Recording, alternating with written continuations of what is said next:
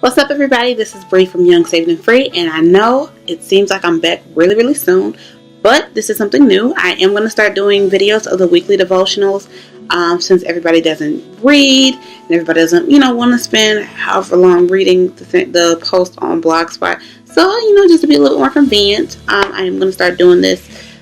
So this week we are going to be talking about moving forward in opposition.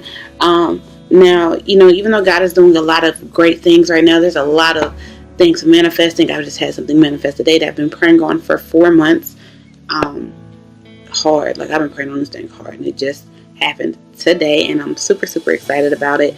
And, there's a lot of other things that are manifesting right now, and God is giving provision and allowing all these things to happen, and it's like, oh, go God, you better go. You're showing out. Look at you. But at the same time, we're starting to enter a season where there is a lot of where there are a lot of storms. We act like I know how to talk. Where there are a lot of storms, waging right now, and it's just, it can be kind of difficult for some people, and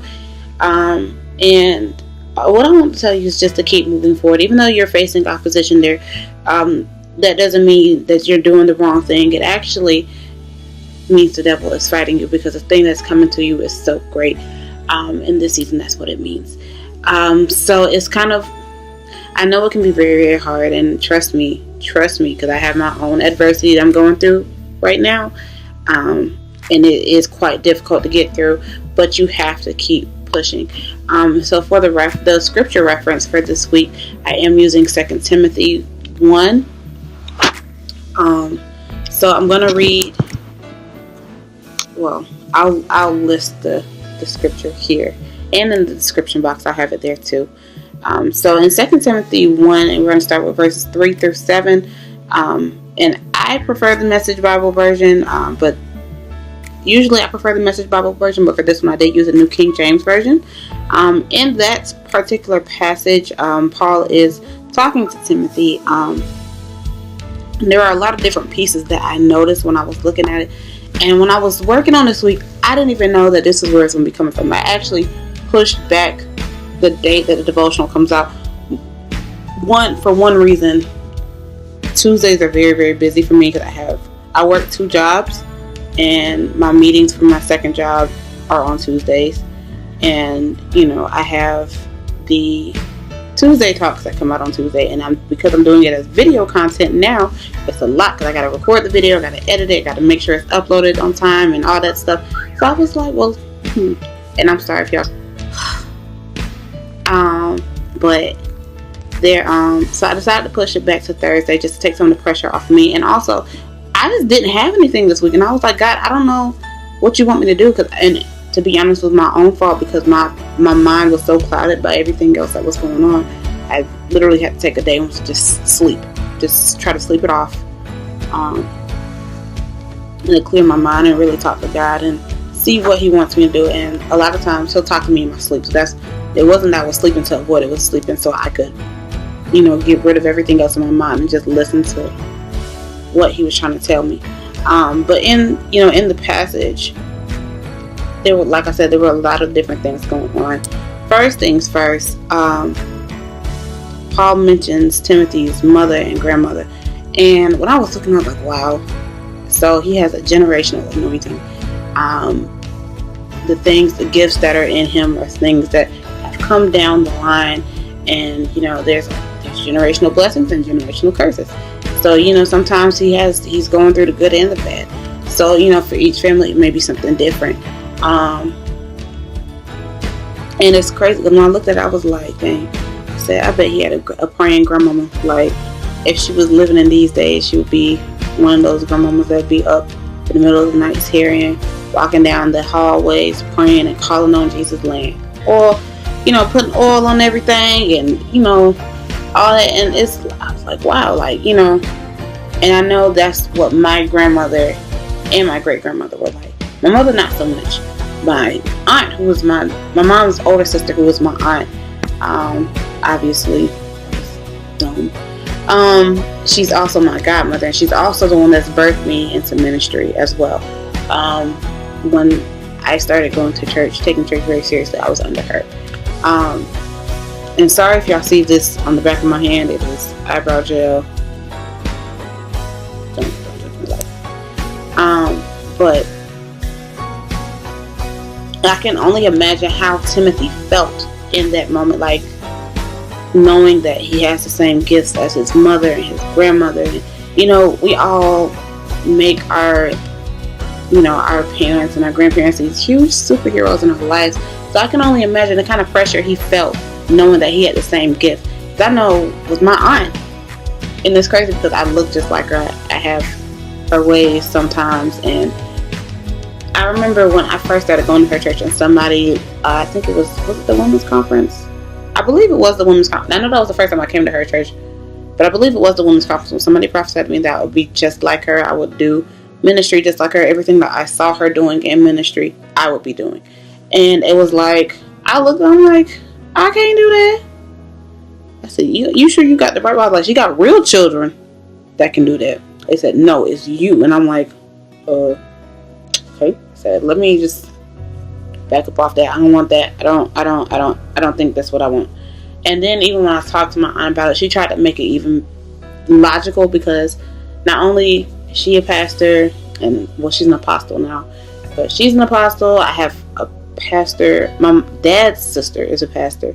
She's like, it's on both sides of your family. It's going to hit you hard. And I'm like, nah, whatever. I ain't doing it. I can't handle that. And so,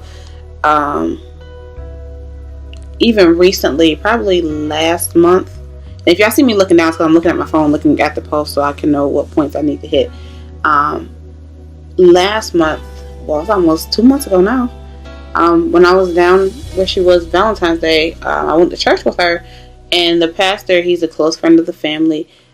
He was praying with me and for me. I had went to the altar with my aunt, and my aunt was like, you need to go to the altar. And I was like, I said, you, for what? You want me to pray for somebody? She was like, no, you need to go up there. And I'm like, okay. So I went, and she was praying for my healing and all kind of stuff. And Pastor Choice, that's his name, my Uncle Choice, when he got to me, my aunt had already left my side. And when she left, I felt like I lost something. And so he was like, don't look at her like that. He's like, the same thing that's in her is in you, so don't be afraid. You can't hide behind her. You cannot do that, because there's already something in you that's trying to stir up, and you're scared, and you don't need to be scared. And I'm like, oh God, here we go again. He was like, you trying to hide behind her like she's your mom and all this stuff, like, but you're not a baby anymore. And I was just like, fine. Alright. And so when he was prophesying to me, he laid his hands on me. He told me that it was going to feel like my whole body was going to be on fire. Granted, that did happen later on that night. It didn't happen right then and there. But I didn't know what was going to happen later on. I thought it was going to happen in service. It didn't. And it was crazy. It was absolutely crazy. But even though I knew what I was stepping into, I still gave God my yes. And like I said, it seems like, right now, in this season that we just came out of, it seems like, everything is going great. God is making stuff happen, miracles coming down, and blessings and provisions, all that stuff is coming down. But at the same time, because of everything that he's pouring out, the enemy is going to fight you so hard. And you have to keep pushing past that opposition. Like, I know it's hard, but you got to keep pushing. And so even when Paul wrote to Timothy in 2 Timothy 1, he told him, and it's crazy because I used to quote this scripture all the time, for God did not give us a spirit of fear, but of love, power, and a sound mind. So you're not going to go crazy. You're not scared. You can't be scared. You're not weak. You're not none of those things. You have power. You're in your right mind, and you have love in your heart. So and that's enough to, just keep going right there. One, because God is love. So if that means God is in your heart, if God is love and you have love in your heart, God is with you everywhere, right? And so you just gotta keep going. You have to keep going. It's gonna be hard. If you gotta keep going, just be crying and keep going. Like, even it's too much. The assignment that is in you is too big. It's not even about you. It's about the kingdom. So you have to keep going. There's too many people depending on you. There's too many people counting on you. And I know it doesn't seem that big right now, but it is. It is ginormous. And so even in 2 Timothy 1, and if you go to verses 8 through 12, he's still going on about how, we should not be ashamed of the trials that we're going through and the sufferings that we have, and that even when he was appointed to be all of these things, he still had sufferings. And it's like, yes, and I guess now, because I'm taking Young, Saved, and Free so seriously, I expected it to, my life to be a little bit easier. I expected it to not be so hard and for me to not go through trials the way that I do. And when this last trial came, it wasn't just one, it was a group of things. And I was just like, God, I can't do this. I can't. And it shouldn't have surprised me that this happened when it did, because every time I go to take another big jump for Young, Saved, and Free, something happens. So let's see, last June, I decided I was going to go to Summit 21 or 21 something, whatever it was called, with Blavity, and Sarah Jakes Roberts was there, and Malik Till was there, and it was great. But it was my first time ever going to an influencers conference, and so I was getting a lot of information and trying to figure out how to put that back into my blog. And literally the week before I went, that was when me and my boyfriend at the time, we broke up, and it was the most devastating breakup I ever had in my life. And I stayed in my house, locked in my house for the longest. I wouldn't leave my house. When I went to the conference, my parents didn't even know. One, because I was living in my own apartment at the time. I recently moved back home.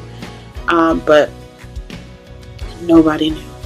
And I was just locked in my house, screaming and crying because I just could not understand why this was happening. That after all the prayers, after everything that I've been through, why is this happening? I just couldn't take it. It was so much adversity right before that happened. And it was okay. So I went, got all the information. And then when literally the day I got back, something else happened. And it kind of rocked me for a little bit. And then I quit my job, because I was just I can't do this. I can't be in this job and, work on who I am, because it's literally either I'm going to go to jail or I'm going to quit. So I was saying, well, I'm too cute for jail, so quitting. But it just, when this happened this time, yeah, it was so, because of the people that were involved, it kind of shook me for a minute. I was like, wait a minute, what? And then I was kind of you know what? I should have known this was going to happen, because this conference is in 2 days, and I'm so excited for it. But because this is pushing even more in me than the 21 Summit or something. What was the name of that conference? I think was it 21 Summit?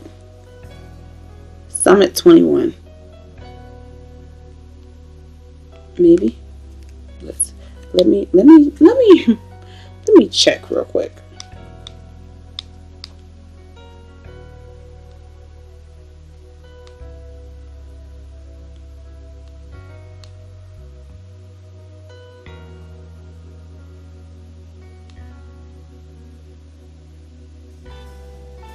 Summit 21. Yeah. So, this conference is so much bigger, and one, because I've been following Miss Crystal for a while, probably about 7 months now, 6 or 7 months, and everything she's poured into us as members of Faith Tribe has been happening in my life just like that, one thing after another. And so when this happened, it was just crazy, and I was I got upset, and I was see, she was talking about manifestation, and now this bad stuff is happening. But I said, God, if this is what you want to happen, then this is what you want to happen, because there are certain things that I prayed for, and maybe you're doing them in me before you do them in somebody else. And And it's crazy because before I even wrote this, I literally had nothing to write. When I tell you I had nothing, I didn't have nothing. Like, I was like, I don't know, I'm going to do this. I said, well, we're just going to push it back and see what happens. And then I was kind of toying with this idea of opposition. And I'm like, is that really what he want me to say? And then I was looking and I started singing this morning. And I kept singing I Told a Storm. I'm like, why am I singing this song? Like, because I can't sing that song like that lady in that song. But this song, it wouldn't let me go. Like, and then I was on Instagram and it was like a bunch of people talking about opposition. I'm like, what in the world? And then Miss Crystal sent an email and was like, expect opposition. I'm like, okay, God, all right, I'm gonna go ahead and do this. So I wrote out everything and here we are. But as I was saying, we have to be able to withstand the trials, because when we get through those trials, like, it's just showing you that God is still bigger than all of that. And not only that, because we're on assignment, we have to keep pushing, because our assignment, like I told y'all, our assignment does not depend on us. It's not about us at all. It's about somebody else. It's about kingdom. And so if we keep pushing through these things and going, because we know that God has placed more in us, and know that God is, He's our shepherd, we shall not want. And yea, though we walk through the valley of the shadow of death, we shall fear no evil, because God is with me. Thy rod and thy staff come from me. 10,000 may fall by my side. 1,000 may fall by my side. 10,000 may fall by my right hand, but God will sustain me. Like, we keep saying all those different scriptures and reminding ourselves that God is with us. Like, He will never leave us nor forsake us, and no weapon that's formed against us shall prosper. If we keep reminding ourselves of those things, we're gonna get through this. And once we get through this, and we're walking in faith, and we're doing things that God told us to do, even though we're going through, God is gonna keep dropping those provisions, dropping those blessings that He's been dropping in this season. But not only that, somebody is watching you. And if they see that you're doing these, you're getting through this with a smile, with the joy of the Lord, the way they can clearly see that the joy of the Lord is on your life, then they have, then we may be the only God that they see. If we're going through this and we're supposed to be representing God, and we are angry and I can't stand her, and I can't do this, and I can't do that, and I wish she would, and I wish she might, like, that's not God. It's not God. Because as, representatives, of Him, we have to carry the fruit of the Spirit. Fruit of the Spirit: love, joy, peace, long-suffering, faithfulness, gentleness, self-control. Like, we have to carry all those things with us all the time.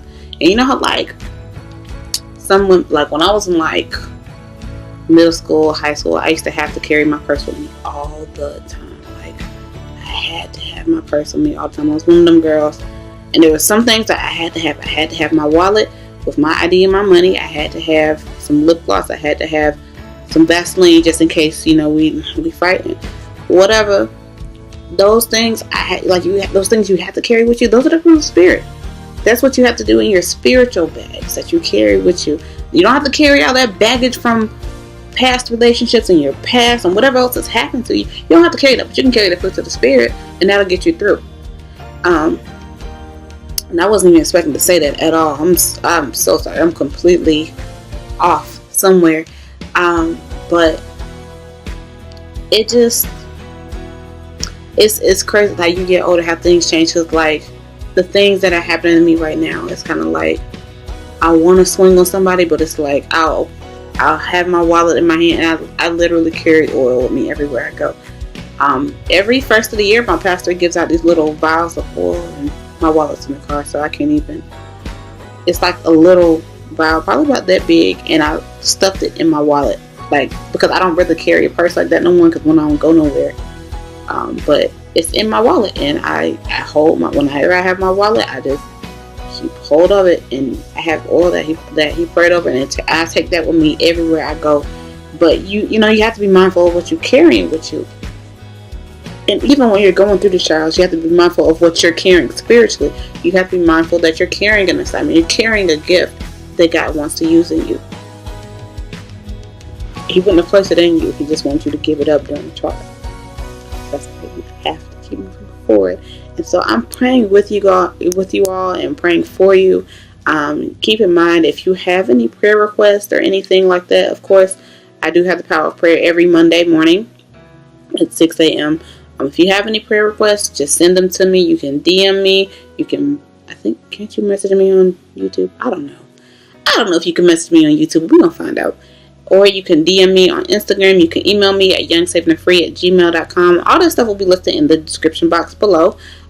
So if you have anything that you want me to pray over for you, I will definitely do that. But I'm always praying for you all that you'll get through these trials.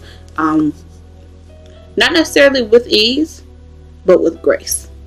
Okay? Alright, so I love you all, and thank you so much for watching, and I will see you in the next video, which should be up on Friday. Okay? Alright, love you. Bye.